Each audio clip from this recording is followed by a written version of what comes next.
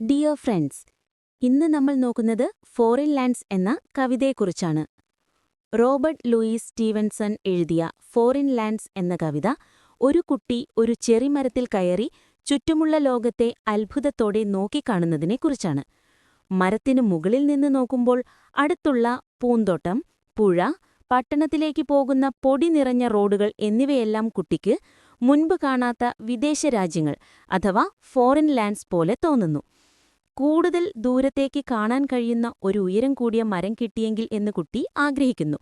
അങ്ങനെ നോക്കിയാൽ പുഴ കടലിൽ കപ്പലുകൾക്കിടയിൽ ചേരുന്നതും, വഴികൾ കുട്ടികൾ 5 മണിക്ക് ഭക്ഷണം കഴിക്കുകയും കളിക്കോപ്പുകൾക്ക് ജീവൻ വരികയും ചെയ്യുന്ന ഒരു ഫെയറി ലാൻഡിലേക്ക് അഥവാ അതിമനോഹരമായ സ്വപ്നലോകത്തിലേക്ക് പോകുന്നതും കാണാൻ കഴിയുമെന്നും കുട്ടി സങ്കൽപ്പിക്കുന്നു.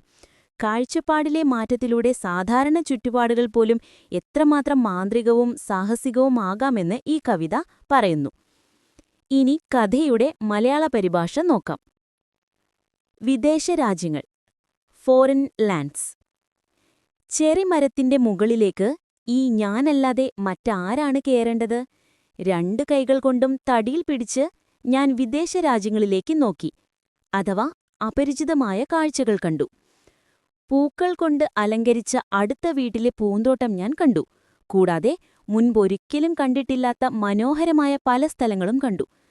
തിളങ്ങുന്ന പുഴ ഒഴുകിപ്പോകുന്നത് ഞാൻ കണ്ടു. അത് ആകാശത്തിന്റെ നീല കണ്ണാടി പോലെയായിരുന്നു. ആളുകൾ പട്ടണത്തിലേക്ക് നടന്നുപോകുന്ന പൊടി നിറഞ്ഞ വഴികൾ കയറിയുമിറങ്ങിയും പോകുന്നത് കണ്ടു.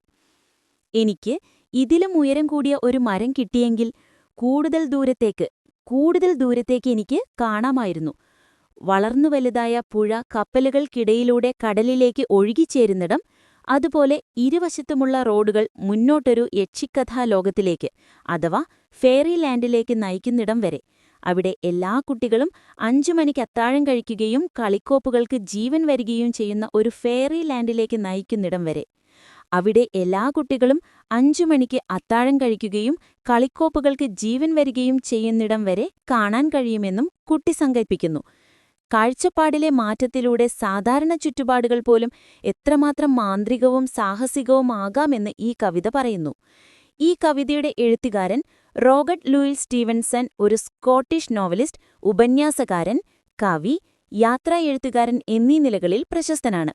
ജീവിതകാലം 1850 മുതൽ 1894 വരെയായിരുന്നു അദ്ദേഹത്തിന്റെ ജീവിതകാലം. പ്രധാന കൃതികൾ treasure island, strange case of doctor Jekyll and mister Hyde, kidnapped തുടങ്ങിയ പ്രശസ്തമായ നോവലുകളിലൂടെയാണ് അദ്ദേഹം കൂടുതലും അറിയപ്പെടുന്നത്. A child's garden of verses, penny whistles, underwoods, ballads എന്നിവയുൾപ്പെടെ 4 കവിതാ സമാഹാരങ്ങളും അദ്ദേഹം പ്രസിദ്ധീകരിച്ചിട്ടുണ്ട്. ഇന്നത്തെ നമ്മുടെ ക്ലാസ് നമ്മളിവിടെ അവസാനിപ്പിക്കുന്നു. മറ്റൊരു ക്ലാസ്സുമായി വീണ്ടും കാണാം. ബൈ.